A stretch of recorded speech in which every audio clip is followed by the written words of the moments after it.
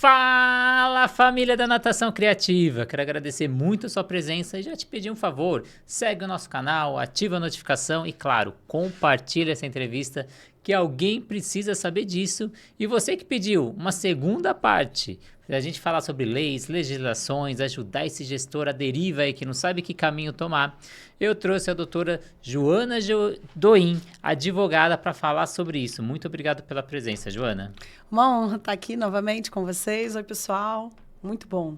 Obrigada. Então, antes de entrar nesse assunto, vamos agradecer a Tibum Educação Aquática, a plataforma Educar, o aplicativo da Swimtrack, Fábrica Criativas de Aula de Natação e a Sobrasa, que apoia a gente durante todo esse ano de 2024. Mas, Joana, qual é o valor máximo aí permitido para multas? Ou se eu posso colocar multas aí no meu contrato de rescisão contratual em academias? E como evitar que isso seja abusivo ou até mesmo que o cliente não pague e não sofra nada por isso?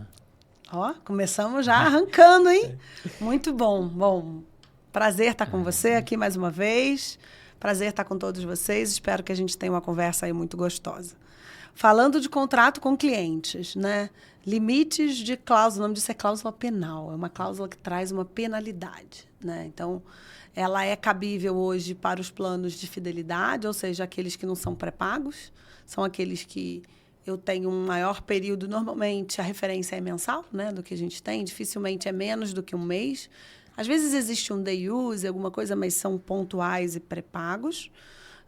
Para os alunos que contratam e se comprometem com um período médio ou longo, 3, 6, 9, 12, 18, tem até planos de 24 meses, aí a gente tem uma relação mais duradoura. Nessa relação mais duradoura, existem duas formas de organizar a parte econômica. A primeira delas é estabelecendo uma referência do plano mensal. Então, hipoteticamente, custa 500 no mensal. E aí, se eu contrato 500 vezes 10, eu pago na referência do plano mensal 400. Então, seria 500 no mês a mês, mas se eu contratar 10, eu pago 4.000, que seria 400 vezes 10. Quando eu pago 400 vezes 10, eu me comprometo de ganhar esse desconto, porque eu vou ficar 10. Tudo bem? Então, eu, enquanto estabelecimento, te dou uma vantagem, que é um desconto significativo, e você me dá uma fidelidade, que é o seu compromisso de estar comigo e usar esse serviço durante 10 tempos, nesse caso, 10 meses. Se você, cliente, não cumpre a sua parte, que é ficar comigo 10 tempos ou 10 meses, eu posso voltar para a minha referência do plano de 500. Isso significaria dizer que se, por exemplo, eu não fiquei com você 10, fiquei 8, eu deveria pagar 500 vezes 8. Portanto, você está indo embora e nada da empresa a te devolver, porque 500 vezes 8 vai dar os mesmos 4.000. Tudo bem? Então, é um caso onde, de fato, existe uma penalidade, porque eu estou voltando para o preço original, sem que tenha uma cláusula penal. É uma grande sacada. Então, ao invés de pagar multa, eu perco o desconto. Certo? Certo. Legal. Não, eu não quero fazer isso. Eu quero ter multa mesmo. Então, eu vou fazer um plano longo e se a pessoa não cumprir com esse combinado, eu quero ficar com parte desse dinheiro e devolvo o resto. Tudo bem, não existe proibição nisso. O problema é que não há regulação de qual que é o limite desse percentual. E aí os tribunais, o Código de Defesa do Consumidor e muito mais a prática do que a teoria não passam de 20%. Rio de Janeiro chega a 20%, alguns estados, alguns tribunais vão até 15%. Eu não recomendaria mais entre 10% e 15%, não sei, né, onde você está, qual a localidade, porque há uma diferenciação de aplicação de multa de acordo com os tribunais. Mas, neste caso, não tem desconto, o preço é esse. E aí, a multa é com base em quê? A multa é com base no que eu não contratei. Nesse exemplo que eu dei, se custa 4.000 e eu usei 8 de 10 meses, Os 2 meses não utilizados, eu deveria devolver. Então, eu deveria devolver R$800. Só que devolvendo R$800, eu fico com uma multa de 20% disso. Então, mas eu devolvo. Vê que no primeiro exemplo eu não devolvo nada, no segundo exemplo eu devolvo, sendo que no segundo eu tenho um limite da aplicação de multa da minha retenção e no primeiro eu não tenho. Então, há de se ter um olhar, sob ponto de vista de negócio, inteligente, sem que isso esbarre na ilegalidade. A perda do desconto hoje, se bem feita, ela é infalível. A dica para que ela seja bem feita é colocar a referência do plano mensal no contrato. Então, não, você deveria me pagar 500 vezes 10, 5.000, por estar comigo 10, eu te dou 1.000, e se você não cumprir e ficar comigo esse tempo todo, esses 1.000 volta a ser devido. Sim. E aí, você teve presente com a gente no nosso grupo de gestores lá do WhatsApp, a gente abriu aí para perguntas dos gestores, veio um monte de perguntas e algumas a gente está fazendo aqui, como essa agora, que é uma recorrente aí dos gestores, se é obrigatório oferecer reposições em casos de feriados, ou essa aula pode ser considerada como dada? Essa pergunta é ótima, né? Criou uma furdunça lá no grupo. Então, depende do que tiver previsto no contrato. E aí eu acho que tem um salseiro, assim, das academias e clubes de uma maneira geral. A gente vê de tudo. Se você vende um mês e é um mês fechado, há de se prever que nos feriados eles estão remunerados. Eu não consigo pedir para descontar o meu streaming porque eu não estou em casa, porque eu pago por mês, por período. Essa lógica de pagar por tempo, ela deve, no contrato, permitir o tempo de trabalho e o tempo de não trabalho. Isso é muito comum nas escolas de natação no final do ano. Então, assim, quem paga por mês, paga dezembro. Quem paga por mês, paga janeiro. Tudo bem? Porque é por tempo. Quantas aulas alocadas ali ou quantas frequências alocadas ali é uma outra discussão. Eu, se tivesse uma escola de natação, preveria o tempo de recesso, preveria os feriados e colocaria o valor já com o pacote fechado do que eu vou cobrar em 12 parcelas. Como fazem as escolas, como fazem os cursos de inglês. É possível que seja dessa maneira. Não, eu não faço assim. Eu cobro por sessão, eu cobro por aula, né? Aí é diferente. No caso de aula ou sessão, como quiser chamar, eu vou chamar de aula só para ficar mais fácil, eu não estou pagando por mês, eu estou pagando por 4, deveria ser 4,35, porque se a gente dividir a quantidade de dias pelas semanas, vai dar 4,35. Mas eu cobro, por exemplo, 4 aulas no mês. Não é uma vez por semana, é diferente. Nesse caso, no caso do não trabalho, que é a não aula, porque caiu no feriado, ou por qualquer outro motivo, eu preciso ter uma política ou de reposição ou de reembolso. E aí a gente não vê isso nos documentos. Portanto, se por tempo, preveja que o tempo de trabalho e não trabalho.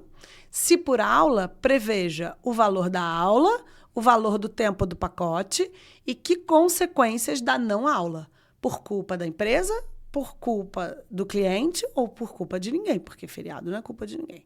Trabalha no feriado? Porque se começar a trabalhar no feriado e o aluno não for, aí a culpa é do aluno. Qual é o prazo que esse aluno tem para fazer a reposição? Ele tem limites de reposição, porque senão fica uma bagunça, né? Então, assim, ele paga a mais pela aula reposta, ele paga o agendamento metade e a realização a outra metade, e aí se ele tem o agendamento, mas não foi, pelo menos você tem garantido o custo daquela aula reservada, qual que é a lógica disso? Então, precisa ter uma lógica, seja por sessão, seja por mês. E o bom é que isso é absolutamente privado. Então, a gente diz que tem uma parte negociável do direito. É a parte disponível do direito. O que tiver previsto no contrato, se não for nenhum hecatombe, vai parar em pé e a gente consegue prever. O que não dá é para não prever. Não prevendo, eu vejo contratos de escolas de natação que elas misturam tudo. O plano é mensal, mas tem reposição e aí não tem o valor da sessão, mas se for feriado, paga, e aí quando a escola fecha, paga proporcional, mas não era por mês, é por sessão. A gente não consegue achar nem identificar para mapear qual é o tipo de cobrança. E se não está ali previsto no contrato as reposições, ou tem um limite de reposições no contrato, e esse cliente tem algum problema de saúde, ele tem um atestado, aí a gente tem que liberar essas reposições? O atestado médico, ele serve para falta para empregado. A legislação te dá a chancela de não ir trabalhar com atestado médico. Essa é uma regra trabalhista. Ela não é uma regra consumerista, tudo bem? Então, a gente começa bem aí, sob o ponto de vista de economia. Mas o juiz, se isso for para o tribunal, vai olhar para uma coisa chamada princípio da razoabilidade. Por exemplo, alguém que faz uma cirurgia no joelho e está incapacitado de exercitar atividade física com o médico laudando essa incapacidade. Não é razoável que a academia continue cobrando nessas condições. O ideal é que a gente tenha rigor para qualquer atestado, porque não é isso, e uma política de suspensão, prorrogação, congelamento de plano para casos mais sérios. Normalmente, quando a gente faz isso, funciona. Outra opção também, Renato, é, independente do motivo, dar tempo de extensão de plano. E aí depende do pacote comprado. Então, se eu comprei 3 meses, eu posso estender até 1 semana. Se eu comprei 6 meses, eu posso estender até 15 dias. Se eu comprei 12 meses, eu posso estender até 30 dias. Pronto. Isso vai servir para o seu atestado, vai servir... Você congela por um período, depois você descongela e aí você desloca o plano mais para frente, pagando o preço original. Me parece que aí você atende os 2 princípios, da razoabilidade e da não apresentação banal de atestados. E uma dúvida comum também lá no grupo é que eles querem que o professor chegue 15 minutos antes, ou o gestor necessita que esse professor chegue 15 minutos antes para preparar a aula, organizar o ambiente. Ele tem que chegar esses 15 minutos sem remuneração, ou ele precisa ter remuneração, já que ele está chegando antes, ele está exercendo um trabalho? E no caso dos estagiários, essas regras também se aplicam? Vamos lá. Então, vamos começar pelos 15 minutos antes, né? Normalmente, aí eu vou presumir, esses instrutores, eles são horistas. Se assim forem, você tem 2 tipos de exigência. Ou exigir que a aula esteja preparada da maneira correta. Então, por que chegar 15 minutos antes? Precisa mesmo? É capricho do dono do estabelecimento? Ou as boias têm que estar corretas, ou o material de apoio tem que estar posicionado, e ele poderia fazer isso em outro momento ou não? Se é um requisito da função dele fazer isso para preparo da aula e ele é um horista, esse tempo precisa ser remunerado. Cuidado para não virar um capricho e, de repente, o que ele precisa, ele poderia fazer em 3 minutos. E aí, aulas, por exemplo, de 45 minutos, você paga a hora, você já está pagando pela hora a aula, tá? Então, é o que a gente mais vê. Então, aulas de natação de 45 ou 50 minutos, onde é remunerado no valor da hora cheia, e esses 10 minutos são 5 na entrada, 5 na saída, porque se eu usei 5 na entrada, 5 na saída, quem está chegando já está com o ambiente mais preparado para receber essa turma, né, digamos assim. É remunerado. Se não é requisito da função, ele faz isso porque ele é uma pessoa responsável, gosta de chegar mais cedo, quer se preparar, aí ele recebe pelo valor da aula ministrada, tá? Então, depende se é requisito ou não é requisito da função. E você falou sobre esse professor horista. E esse professor, ele tem direito a feriados remunerados e além do DSR, o descanso semanal remunerado? A gente fala do DSR e depois eu volto no estagiário, que foi a pergunta que eu deixei verdade. sem resposta. O profissional mensalista, que recebe por mês, ele recebe em tese do dia 1º ao dia 30. Então, é meio uma porteira fechada. E do dia 1º ao dia 30 estão ali o descanso semanal remunerado, que é um dia por semana, sendo que tem que ser um domingo por mês. Vamos ver, né? Que agora com a jornada 6x1 como é que vai ficar. Mas hoje é isso. E também os feriados.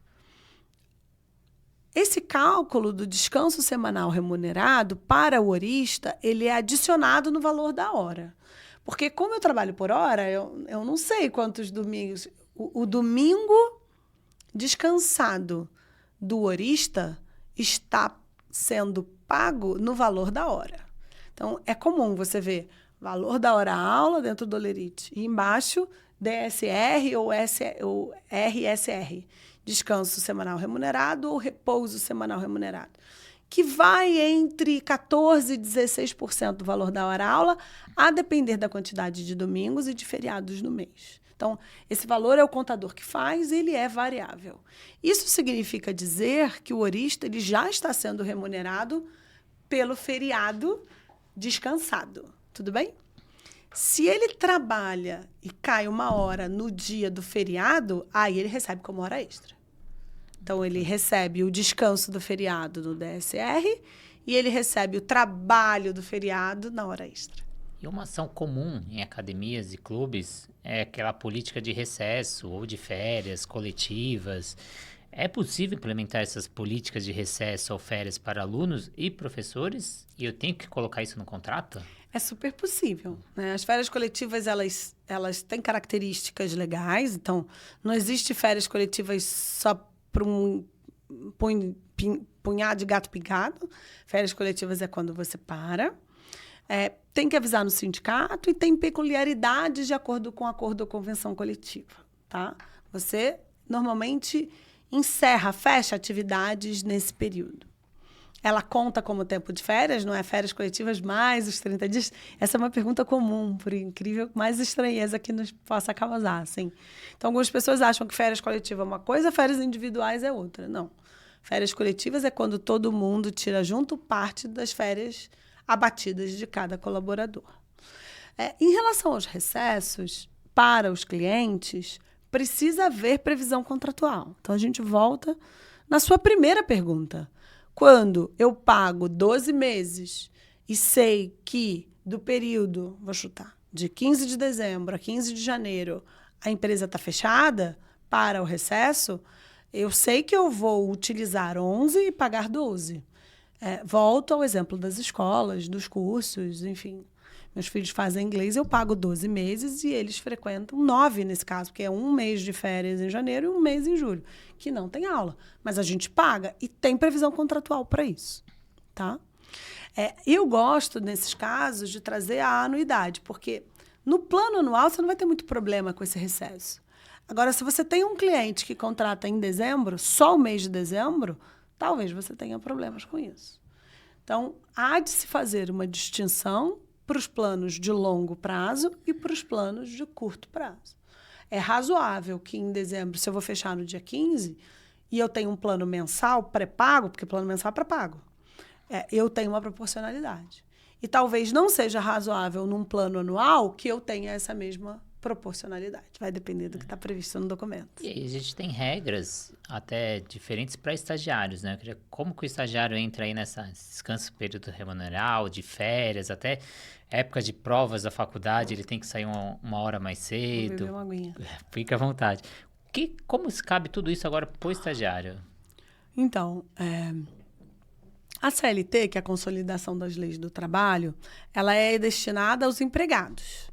Ela não é destinada aos estagiários. Então, a primeira coisa é assim, estagiário não está submetido à CLT, tá?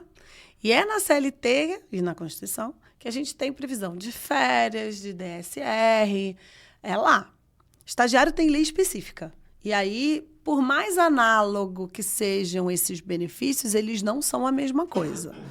Estagiário tem direito a descanso remunerado, pago, de 30 dias para cada 12 meses de estágio. Sempre fechando a conta no final do período do contrato de estágio. Então, por exemplo, agora a gente estava fazendo a conta lá dos nossos, do escritório. Então, um ficou 8 meses. Então, ele vai receber uma regrinha de 3 básica. 8 está para X, assim como 12 está para 30. E ele vai receber, no caso dele, 20 dias, porque ele trabalhou 2/3 do ano, tá? 8 de 12. Se ele estagiou o ano inteiro, ele tem direito a 30 dias.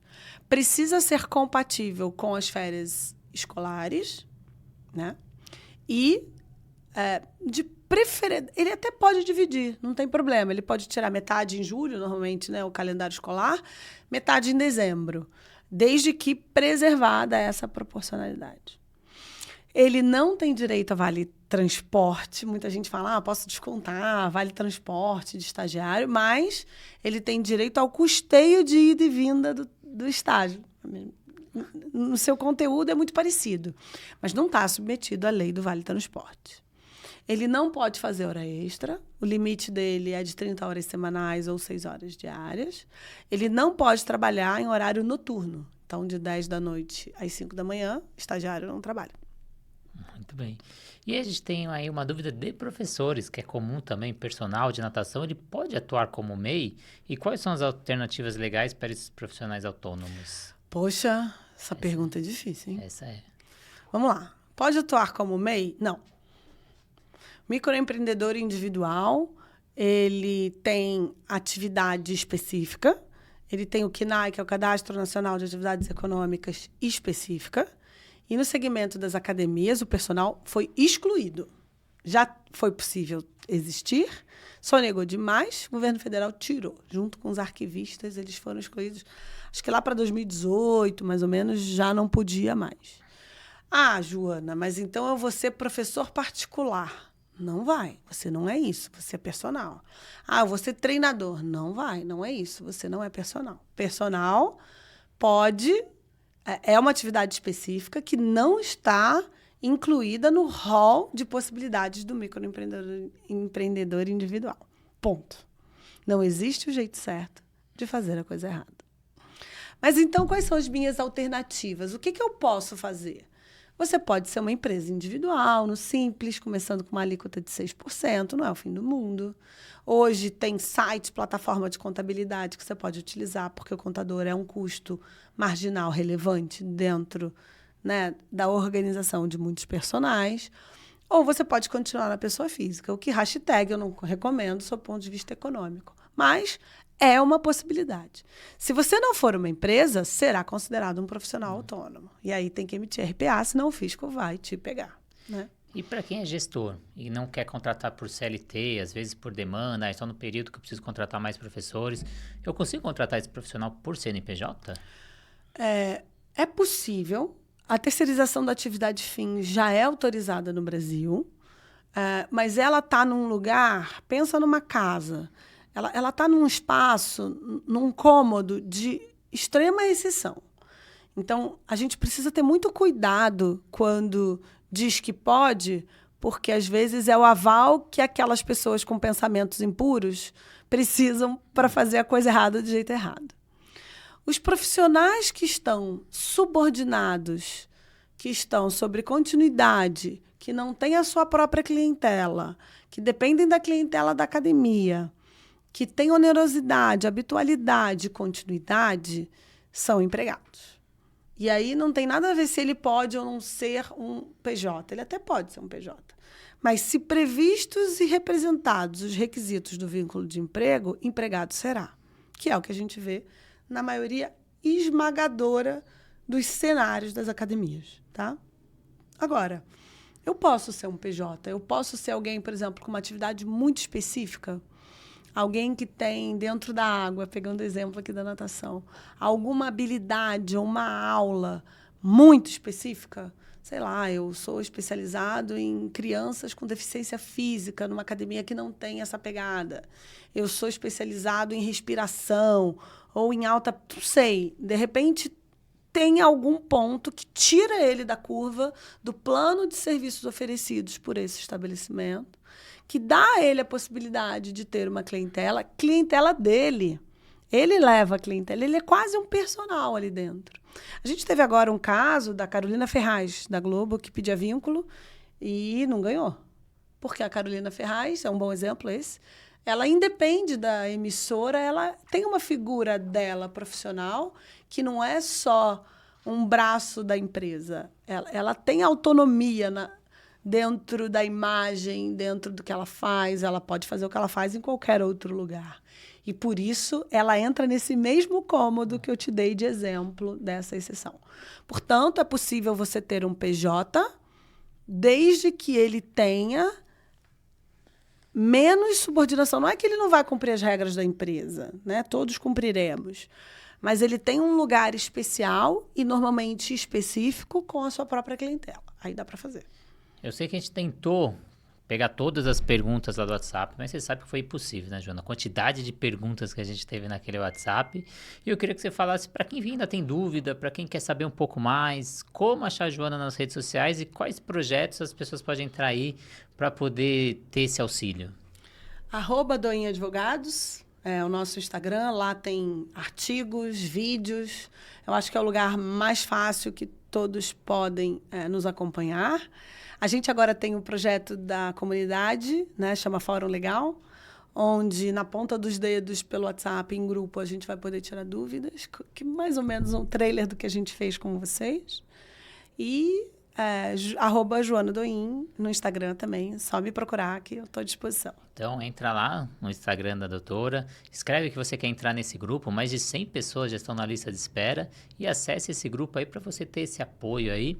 Queria agradecer muito, Joana, queria agradecer os nossos parceiros, a Tibum, Plataforma Educar, aplicativo da Swingtrack, Fábrica Criativas de Natação e a Sobrasa. Agradecer você aí do outro lado que acompanha a gente, compartilha essa entrevista que com certeza um amigo seu precisa saber disso e ativa a notificação para receber os novos episódios. Muito obrigado e até a próxima entrevista.